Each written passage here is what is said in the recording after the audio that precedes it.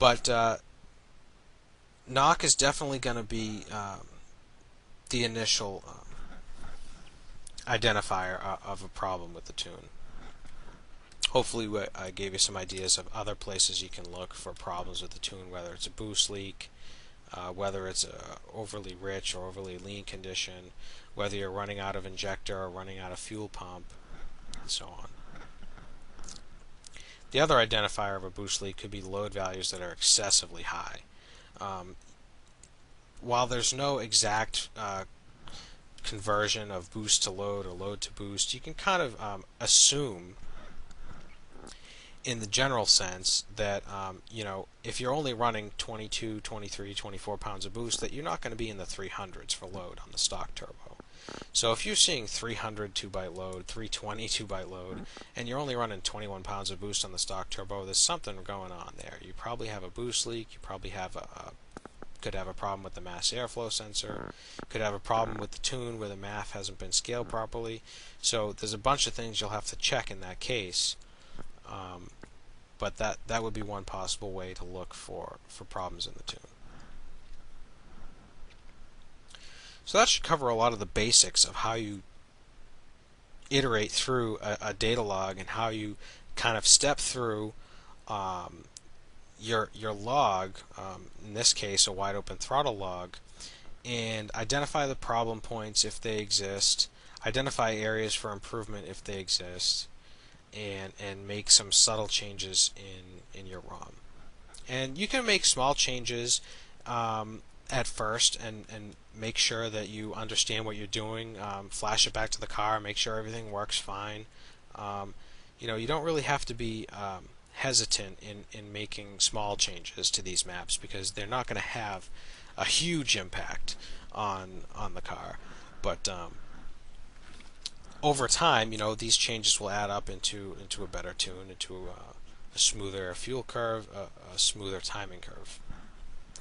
And it's always good. You don't necessarily have to do it every time you flash the car, but if you're pretty content with your tune as is, if you recall our low octane maps we discussed in the previous video, should represent a more passive version of the high octane maps that we've been editing.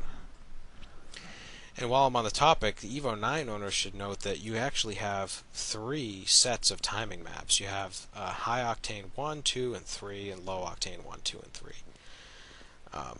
There hasn't been any conclusive explanation of why this is, but what is conclusive is that at various times the ECU will interpolate between these 3 maps.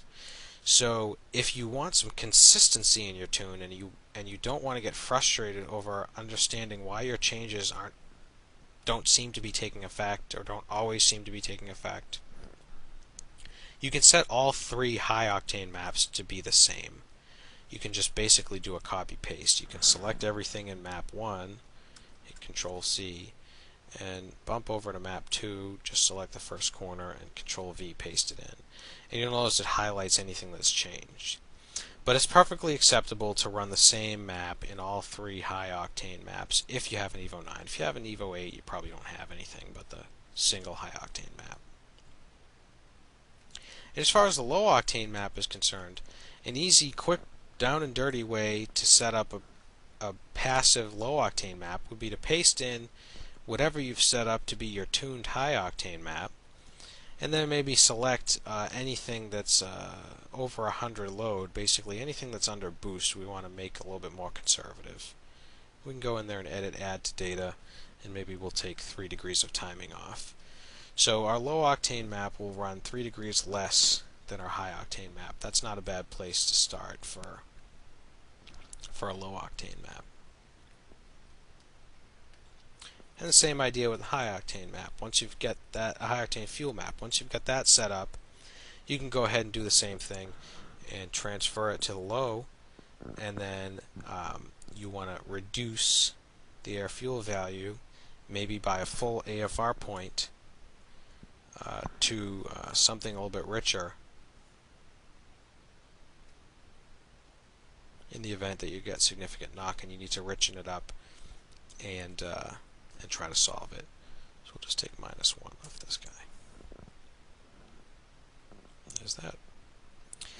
So that's the basic idea of what you're going to be doing as you data log your car. Is you're going to be cross-referencing data in your log with data in these EcuFlash maps, making changes. I'd say just make small changes at first. Don't do anything that you're not too comfortable with, but also, don't be afraid to change, 2 or 3 values by 1 or 2 degrees of timing, and then relog the car, reflash the image to the car, and then redata log the car, and see how your changes took place, and see your changes in action.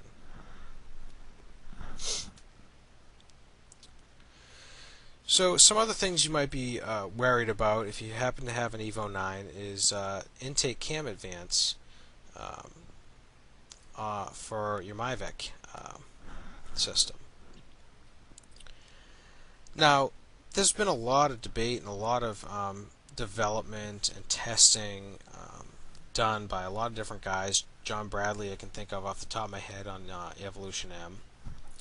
But they've gone through a lot of different setups for Mivec. So there's really no straightforward way to log something with EvoScan and then come back in here and make a change that the Mivec map needs.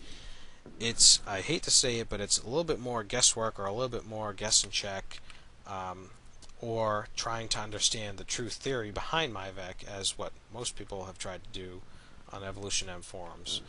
And when you I'm not encouraging that you basically change these guys to arbitrary values and see if they work, but you will have to experiment a little bit, especially if you don't have stock cams or you don't have stock turbo, because what works for one car may not work for you at all.